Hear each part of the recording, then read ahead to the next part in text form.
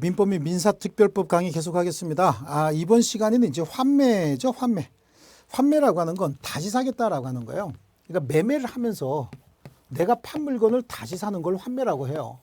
갑이 자기가 가지고 있는 10억짜리 물건이 있는데 이 10억짜리 물건을 2억에 매매를 합니다. 매매를 해서 얘한테 소유권 이전 등기를 해주는 거죠. 아니 무슨 10억짜리를 2억에 매매하니? 그렇게 매매하면서 여기다가 특약을 하는 거죠. 내가 어떻게 하겠다? 다시 사겠다라고 해서 환매하겠다는 특약을 하는 거죠. 특약을 하고 이 등기에 환매 특약을 부기 등기하는 겁니다. 부기 등기할 때 그럼 이 환매 기간은 어떻게 될 것이냐? 환매 기간은 부동산의 경우에는 최장 5년을 넘지 못하고 이게 만약에 동산인 경우에는 3년 이내에 환매를 다시 해야 되는 거죠. 그래서 환매 기간은 5년 내지 3년이에요. 그럼 나중에 환매할 때는 갑이 매매대금 즉 환매대금을 줘야 되는 거죠. 그럼 환매대금은 얼마를 할 것이냐라고 하는데 최초의 매매대금 있잖아요. 이 최초의 매매대금 2억에 그다음에 그때 매수인이 부담했던 매매 비용 있잖아요. 매매 비용을 환매대금으로 지급을 해서 환매권을 행사하는 겁니다. 이렇게 환매권을 행사하게 되면 바로 얘는 소유권 이전 등기에 응해줄 의무가 생기는 겁니다. 이렇게 일방적으로 갑이 환매권을 행사하게 되면 그때는 소유권 이전의 의무가 생겨서 이것도 일종의 형성권인 거예요. 자, 요게 이제 환매 특약에 의한 환매다라고 하는데 대체적으로 그러면 여기서요. 요 기간 동안에 2억 원에 대한 이자 어떻게 할 것이냐라고 하는 거하고 그럼 요 기간 동안에 물건 10억짜리 사용이익 과실은 어떻게 할 것이냐? 이거는 서로 간에 상계해 버립니다. 그러니까 을에게 굉장히 유리한 거죠. 갑은 2억 원에 대한 이자. 그런데 을은 10억 원짜리 물건을 어떻게 했습니까? 사용했고 사용이익이 생겼겠죠. 그러니까 이쪽이 훨씬 더 이익인 거예요. 이걸 환매다라고 하는데 대체적으로 이거는 환매라고는 하지만 사실은 이게 변칙담보, 돈으로 쓰는 겁니다. 변칙담보의 일종이에요. 갑이 집은 2개가 있고 이 하나는 자기가 쓸 필요도 없는데 여기에 저당권을 설정하게 되면은 이자 줘야 되지 않습니까? 그러니까 별로 활용 가치도 없는 저 물건에 대해서 을에게 소유권 이전 등기해줘서 을은 또 필요에 의하니까 사용 수익할 수 있겠죠. 그러다가 나중에 갑이 자기가 빌린 돈 2억 원에다가 을이 부담했던 매매 비용만 주고 다시 되사오면 되는 거죠. 이렇게 해서 이자 비용도 좀 줄이고 또 사용하지 않는 물건을 또 활용도 좀 하고 이렇게 일석이조의 효과 때문에 이런 일을 많이 하는데 그래서 이건 사실은 진짜 매매는 아니고 변칙담보의 일종인 매도담보로 취급해 줍니다. 자, 그래서 환매인데 590조의 매도인이 매매계약과 동시에 환매할 권리를 보류한 때 그 매수한 대금 및 매수인이 부담한 매매 비용을 반환하고 목적물 환매할 수 있어요. 전항에 환매 대금에 관하여 특별한 약정이 있으면 그에 따르고요. 제2항의 경우 목적물 과실과 대금의 이자는 서로 상계한 것으로 본다. 요거 2개 지금 이자와 과실은 상계한 것으로 했었겠죠. 자, 그래서 그 환매의 법적 성질은 오른쪽 페이지에 보면은요, 매매, 해제권 유보부 매매다라고 하는 거죠. 또는 재매매 예약이다라고 하는데, 재매매 예약 같으면 이건 별도의 특별한 계약이잖아요. 그러니까 이거는 하나의 계약서에 특약을 같이 붙였기 때문에 소유권 유보부 매매로 보는 것이 좋아요. 그렇게 하는 것이고, 재매매 예약이면 별도의 계약서를 썼어야 되는 거죠. 모든 예약은 다 채권 계약이라고 말씀을 드렸었죠. 그래서 환매의 목적물은 부동산, 동산 다 가능하고요. 환매 특약은 매매 계약과 동시에 해야 된다가 A에 있죠. 동시에 하지 않았으면 이게 재매매 예약인 거예요. 그래서요, 거기에 C에 보시면 부동산 매매에 있어서 환매 특약을 한 경우에 매매 계약과 동시에 환매권 유보를 등기할 수 있다. 그래야 제3자에게 대항할 수 있다. 왜냐하면 이거 환매 특약이 있었고 소유권 이전 등기 해줘도 을이 완전한 소유자거든요. 을이 제3자 병에게 환매 기간 중에 처분을 해도 특약이 등기가 안 돼 있으면 그 사람에게 대항할 수 없게 되는 거예요. 그래서 반드시 특약을 해야 되는 겁니다. 그리고 환매대금은 다음 페이지 어떻게 할 것이냐는 얘기죠. 환매대금은 매매대금과 2억 원의 매매대금과 매수인이 부담한 비용을 합한 것을 초과해서는 안 된다. 하지만 특약으로 달리 정할 수 있고요. 그 다음에 환매 기간은 부동산은 5년, 동산은 3년을 넘지 못한다라고 하는 거고 이거는 또 연장할 수도 없어요. 자, 그 다음에 환매권의 행사 방법은 환매대금을 제공하면 환매권 행사하는 겁니다. 근데 환매권의 대위 행사는 그럼 뭐냐는 얘기죠. 환매권의 대위 행사는요. 혹시 A의 갑의 채권자 A가 있는데 A가 갑이 이거를 환매해서 받아오면 강제 집행하려고 준비하고 있는데 갑이 환매를 안 하고 있어. 환매할 수 있음에도 불구하고. 그럼 그때 어떻게 합니까? A가 환매권을 대위 행사해 버릴 수 있습니다. 이렇게 A가 환매권을 대위 행사하려고 그럴 때 그때는 또 매수인 을이 환매권을 소멸시켜 버리는 경우도 있어요. 어떻게 소멸시키냐면 지금 이거 10억짜리 물건에서 을이 갑에게 미리 준 돈 10억에서 미리 준 돈 2억 원이 있지 않습니까? 거기다가 자기 비용 받을 비용 있잖아요. 비용. 그다음에 혹시 A가 갑에게 채권이 만약에 3억 원의 채권이 있다. 그럼 이렇게 하는 거예요. 을은 이 매매대금 10억에서 자기가 갑에게 미리 지출한 돈 2억 원의 비용은 이제 5천만 원이라고 한번 해볼게요. 그러면 2억 5천을 빼고 그다음에 A한테 줘야 될 3억 원을 줘버리는 거예요. 3억을 주면은 5억 5천이죠. 그럼 4억 5천은 남은 돈 4억 5천은 갑에게 줘버려요. 그래서 환매권을 소멸시켜 버립니다. 아무 때나 하는 게 아니라 환매권자의 채권자가 환매권을 대위 행사하려고 할 때만 그렇게 하는 거예요. 그래서 매도인의 채권자가 매도인을 대위해서 환매하고자 하는 때 매수인은 법원이 선정한 감정인의 평가액에서 즉 10억짜리 물건에서 매도인이 반환할 금액 2억 원에다가 뭐 비용에서 5천 정도 잔액으로 매도인의 채무를 변제하고 채무를 변제한다는 얘기는 A한테 갚아준다는 얘기예요. 잉여이익이 있으면 이를 매도인에게 지급해서 환매권을 소멸시킬 수도 있다라고 하는 거고요. 공유지분도 환매가 가능하다 이렇게 얘기를 합니다. 그래서 공유지분 환매도 그냥 가능하다 그 정도만 보시면 됩니다. 자, 그럼 오른쪽에 이제 그 문제가 이렇게 나오는데 거기 환매에 관해서는 기출 문제가 있는데 여기는 이제 기출 문제는 아닙니다. 기출 문제는 아닌데 문제 거의 비슷하니까 2번에 좀 긴 문제로 한번 해볼게요.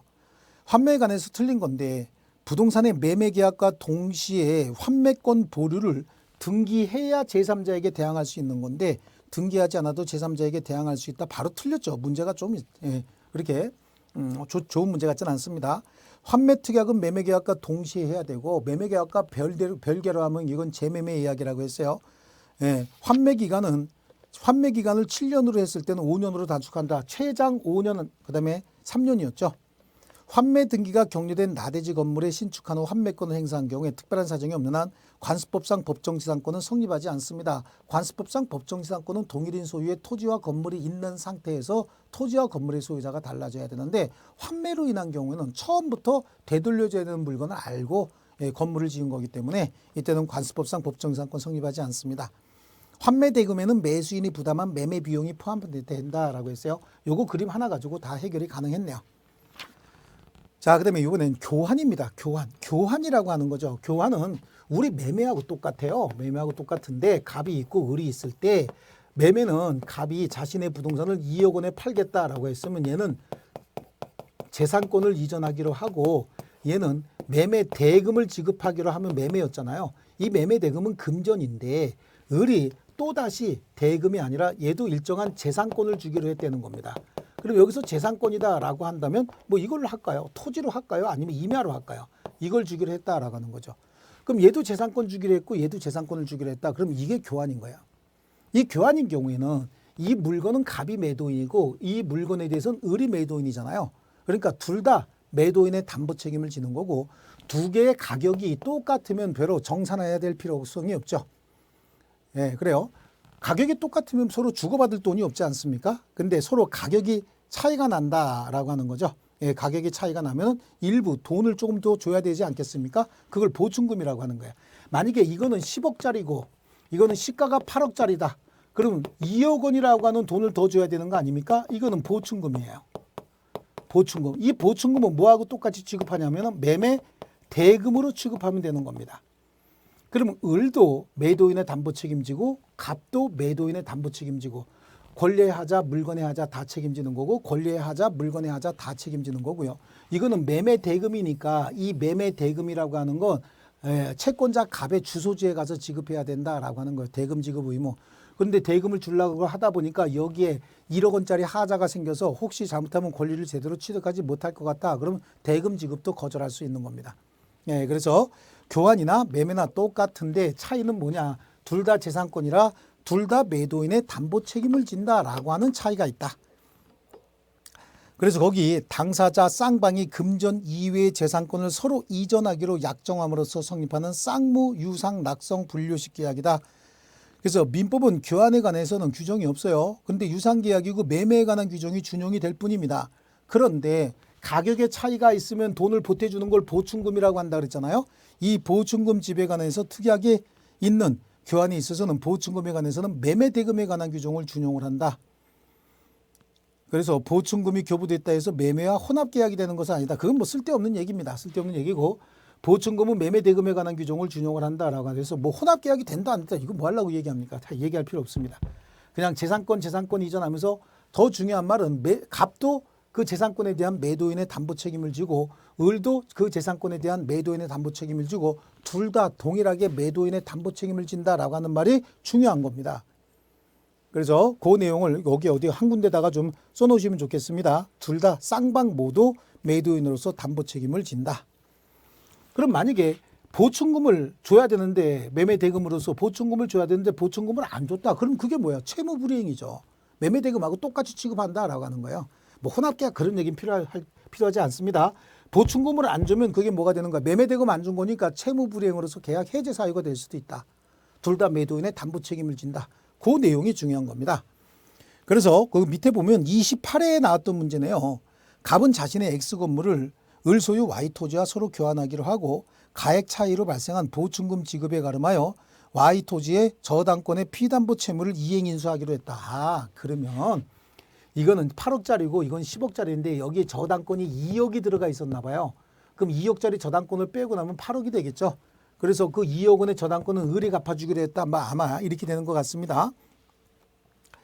자, 교환계약 체결 후 갑의 귀책 사유 없이 X 건물이 멸실되더라도 위험 부담의 법리는 적용되지 않는다라고 하는데 아니 계약 체결 후 목적물이 멸실됐다라고 하면 쌍방 책임 없는 사유로 멸실됐으면 위험 부담에 관한 법리가 적용이 돼야 되죠.